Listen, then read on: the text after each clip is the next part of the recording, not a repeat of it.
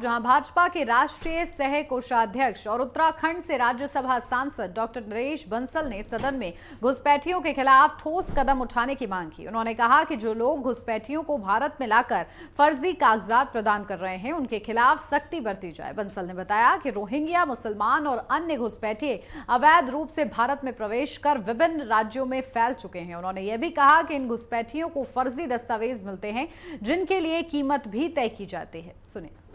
माननीय Shri Naresh Bansal ji, concern over rising problems of infiltration in India. धन्यवाद उपसभापति जी, आपने मुझे देश के सम्मुख प्रस्तुत एक बहुत ही सीरियस विषय पर विचार रखने के लिए मौका दिया है।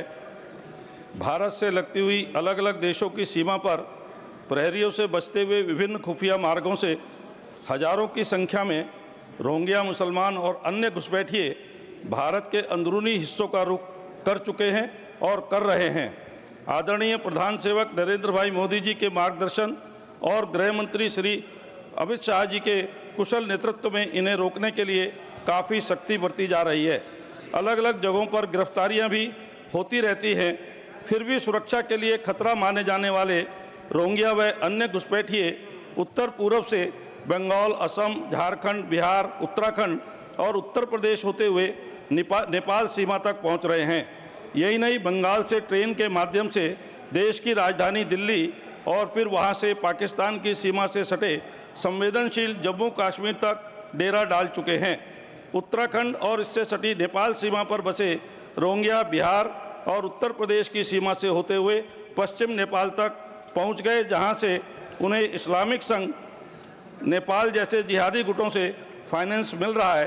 पीएफआई जैसे संगठन भारत में इनके मददगार हैं। रोहिंग्या व अन्य घुसपैठियों के अवैध रूप से भारत में प्रवेश के बाद विभिन्न राज्यों में उनके सुरक्षित ठिकानों, मददगारों और दूर के राज्यों तक पहुंचाने के मार्ग में माध्यमों की पड़ताल गहनता से करनी होगी व ठोस कार्रवाई की आवश्यकता है। भारत में अपनी गहरी जड़ें जमा चुके रोहिंग्या, मुसलमान और अन्य घुसपैठिए यहाँ के जरूरी दस्तावेज भी हासिल कर लेते हैं। हर दस्तावेज के लिए ऐसा सुनने में आता है कि कीमत भी तय है। शुरुआत फर्जी निर्वाचन कार्ड बनाने से होती है। दलालों के माध्यम से 3-4 हज़ार रुपये में इन्हें फर्जी प्रमाण पत्र मिल जाते हैं। आज के समाचार पत्र में यहाँ तक छपा है कि कॉरपोरेट ऑफिस के रूप में इस प्रकार के दलाल काम कर रहे हैं, जो इनको पूरी सहायता देते हैं सीमा पर। कुछ पकड़े गए घुसपैठियों से मिली जानकारी के मुताबिक निर्वाचन कार्ड के लिए 5,000 रुपये, राशन कार्ड के लिए 10,000 रुपये, आधार कार्ड के लिए 25,000 रुपये, पासपोर्ट के लिए 1 लाख रुपये तथा नेपाल पहुंचाने के लिए इनको रुपए देने पड़ते हैं। उत्तर प्रदेश के रायबरेली से में फर्जी जन्म प्रमाण पत्र बनाने के मामले में नए खुलासे हाल ही में हुए हैं।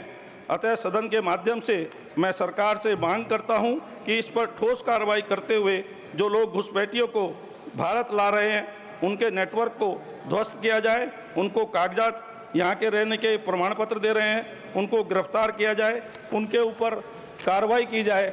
यहाँ तक महोदय कि Shah institute of nuclear physics के पास तक ये पहुँच गए हैं। विधान निगम